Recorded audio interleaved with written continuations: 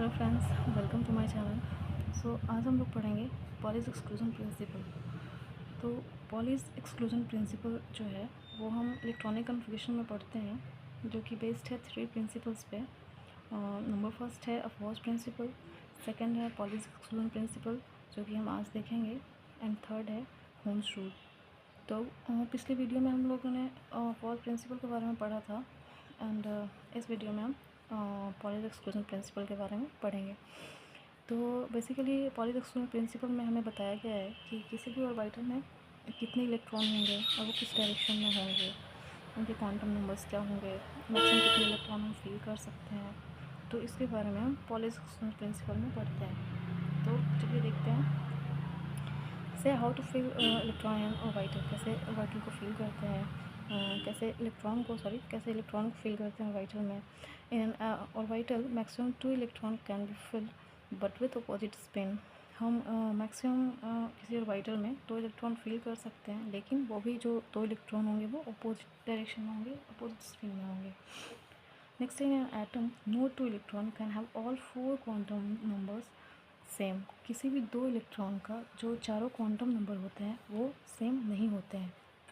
वो इस प्रिंसिपल में पढ़ते हैं। तो क्वांटम नंबर चारों सेम नहीं होते हैं, तो क्वांटम नंबर, तो हमें सबसे पहले तो जानना होगा कि ये क्वांटम नंबर्स क्या हैं। उसके बाद हमें पता चलेगा कि क्वांटम नंबर्स किस तरीके से सेम नहीं होते हैं। तो आइए थोड़ा देखते हैं क्वांटम नंबर के बारे में। तो जैसे क्वांटम नंबर है वो हमें बताता है exact address of electron exact किस पोजीशन पे है, वो हम इस क्वांटम नंबर के थ्रू पढ़ते हैं। ये 4 टाइप्स के होते हैं। जैसे फर्स्ट है प्रिंसिपल क्वांटम नंबर जो कि एन द्वारा डिनोट करते हैं। सेकेंड है एजीमुथल क्वांटम नंबर जो कि एल द्वारा डिनोट करते हैं। थर्ड है मैग्नेटिक क्वांटम नंबर जो कि एन द्वारा डिनोट करते हैं। एंड फोर्थ है स्पिन क्वांटम नंबर जो कि एस द्वारा डिनोट करते हैं। तो फर्स्ट देखते हैं प्रिंसिपल क्वांटम नंबर क्या है। तो प्रिंसिपल क्वांटम नंबर जो है वो नंबर ऑफ़ सेल को डिफाइन करता है। जैसे सेल है n इक्वल टू 1 हो गया तो वो k सेल हो गया, n इक्वल टू 2 है तो वो l सेल हो गया, n इक्वल टू 3 है तो वो m सेल हो गया, n सेल हो गया। इस तरीके से हम इसमें सेल को डिफाइन करते हैं। जैसे जो न्यूक्लियस होता है, किसी भी एटम में न्यूक्लियस होता है, हम सब जानते हैं।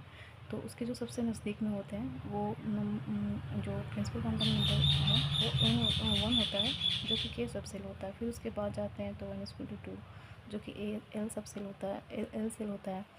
फिर थर्ड जाते हैं, फोर्थ जाते हैं, इस तरह से इनफाइनाइट जाते हैं हम लोग। तो ये हमारा हो गया प्रिंसिपल क्वांटम नंबर जो कि नंबर ऑफ़ सेल को डिफ़ाइन करता है एंड साइज़ ऑफ एटम को भी डिफ़ाइन करता है। जैसे यहाँ देख सकते हैं कि न्यूक्लियस के पास जो है वो छोटा है, फिर उससे बड़ा है, फिर उससे बड़ा है।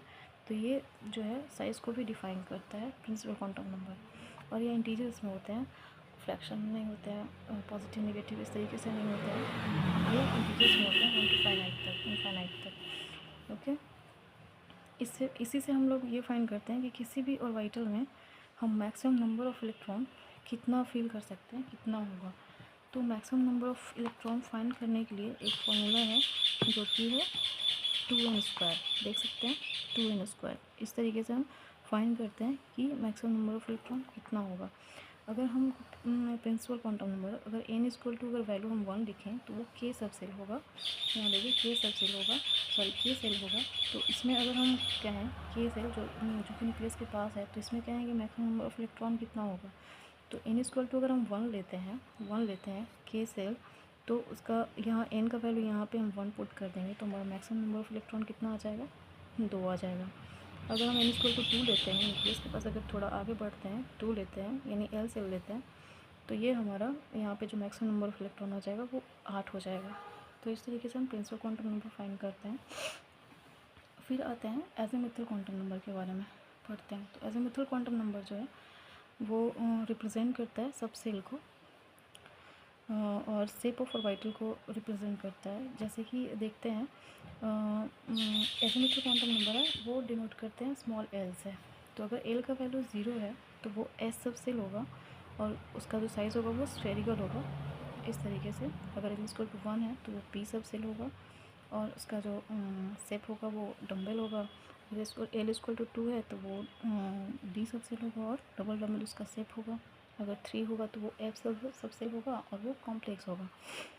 तो क्वेश्चन भी इस तरीके से पूछे जाते हैं, जैसे कि अगर हम मान लिया प्रिंसिपल क्वांटम नंबर 3 है, 2 है, जो भी है, तो मान लिया कि अगर 3 है, एग्जाम्पल अभी मैं यहाँ पे ली हूँ, तो अगर मान लिया n इक्वल टू 3 है प्रिंसिपल क्वांटम नंबर, तो फिर पूछेगा कि एल का वैल्यू यानी एजीमुथल क्वांटम नंबर का वैल्यू क्या होगा।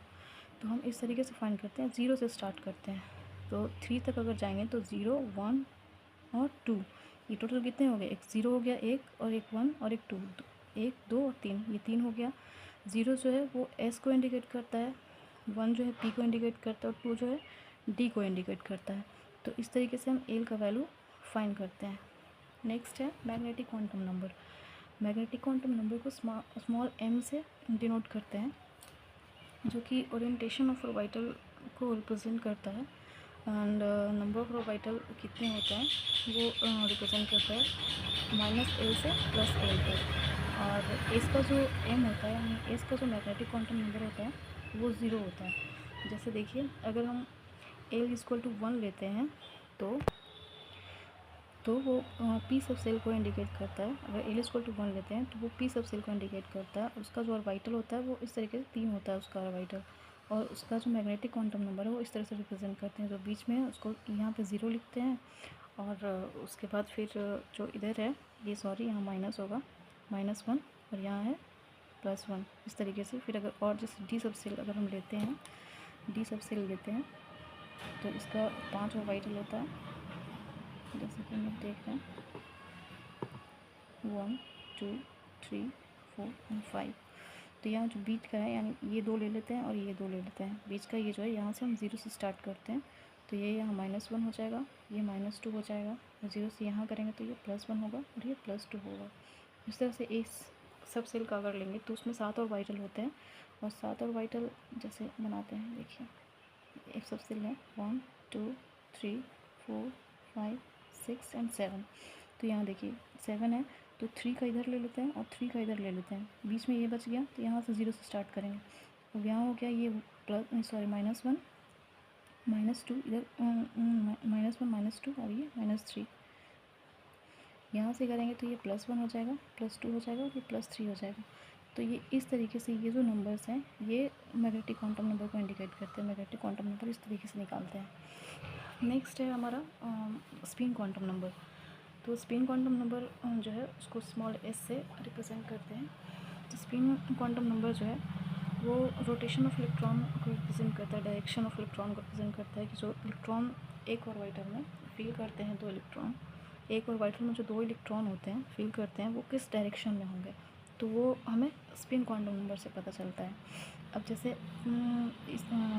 इस तरीके का है, अगर मान लिया एक ऑर्बिटल है, एस सब सेल का ये जो ऑर्बिटल है तो इसमें 2 इलेक्ट्रॉन है, मैक्सिमम 2 इलेक्ट्रॉन होते हैं। तो इसमें एक इस तरीके से जो ऊपर की ओर एरो हम लोग डालेंगे तो उसे क्लॉकवाइज बोलेंगे, क्लॉकवाइज डायरेक्शन, और जो नीचे की ओर एरो होगा उसको एंटी क्लॉकवाइज डायरेक्शन बोलेंगे। तो क्लॉकवाइज को +1 से इंडिकेट करते हैं और एंटी क्लॉकवाइज को -2 से क्लॉकवाइज को +½ से इंडिकेट करते हैं, एंड एंटी क्लॉकवाइज जो है इसे -½ से इंडिकेट करते हैं। तो ये हमारा हो गया स्पिन क्वांटम नंबर। तो ये थे हमारे 4 क्वांटम नंबर, हमने पढ़ लिया। अब आते हैं पॉलीजोक्सुअल प्रिंसिपल के एग्जाम्पल पे। जैसे इन्होंने कहा कि किसी भी एटम का जो 2 इलेक्ट्रॉन होगा वो उसका चारों क्वांटम नंबर है वो सेम नहीं होगा। तो हमने जैसे चारों क्वांटम नंबर के बारे में पढ़ा, तो मान लिया कि एग्जांपल लेते हैं, अगर हीलियम के बारे में लेते हैं या किसी और एटम के लिए ही ले लेते हैं। तब जैसे हीलियम है तो हीलियम का एटॉमिक नंबर 2 होता है, तो एटॉमिक नंबर 2 होता है तो इसका इलेक्ट्रॉनिक कन्फिग्रेशन क्या होगा, 1s2 होगा। तो 1s2 होगा तो ये जो नंबर्स है यहाँ पे, ये जो नंबर है ये हमारा n यानी कि प्रिंसिपल क्वांटम नंबर को इंडिकेट करता है। यहाँ पे 1s या 3p या 3p6 या जो भी 4p या 4s जो भी है, तो ये जो नंबर हमारा यहाँ पे आता है ये हमारा प्रिंसिपल क्वांटम नंबर को इंडिकेट करता है, n को इंडिकेट करता है। तो यहाँ पे 1 है तो हमारा n का वैल्यू क्या होगा, n का वैल्यू हमारा 1 होगा। अब हम l का वैल्यू देखते हैं, यानी एजीमुथल क्वांटम नंबर के बारे में देखते हैं।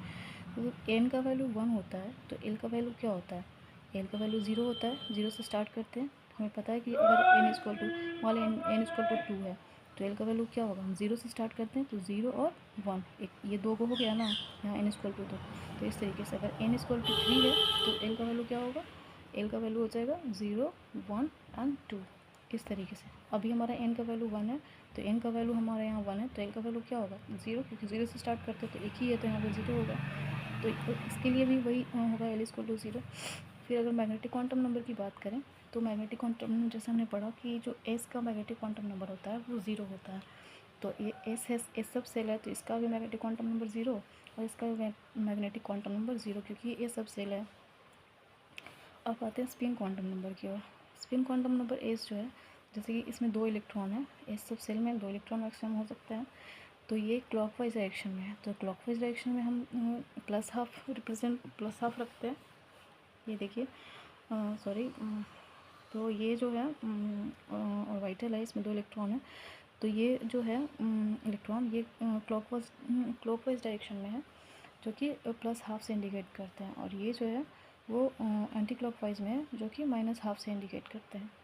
तो अब यहाँ पे देखते हैं कि जैसे यहाँ भी है प्रिंसिपल क्वांटम नंबर है, n इक्वल टू 1 है, यहाँ भी n इक्वल टू 1 है, l का वैल्यू भी यहाँ 0 है, यहाँ भी l का वैल्यू 0 है, यहाँ भी m का वैल्यू 0 है, यहाँ भी m का वैल्यू 0 है, और ये s जो है ये भी माइनस हाफ है और ये भी प्लस हाफ है। तो इस तरीके से इनके जो चारों क्वांटम नंबर हैं वो चारों के चारों सेम नहीं है, यहाँ ये जो है ये डिफ़र कर जाता है यहाँ और यहाँ। तो ये इन्होंने डिफ़ाइन करा, जो कि वैलिड था। तो ये था हमारा पॉलिश एक्सक्लूजन प्रिंसिपल। तो कैसा लगा हमारा ये डेरिवेशन पॉलिश एक्सक्लूजन प्रिंसिपल के बारे में। आई होप आप समझ पाए हो। अगर अच्छा लगा हो ये वीडियो तो लाइक शेयर सब्सक्राइब करें। धन्यवाद।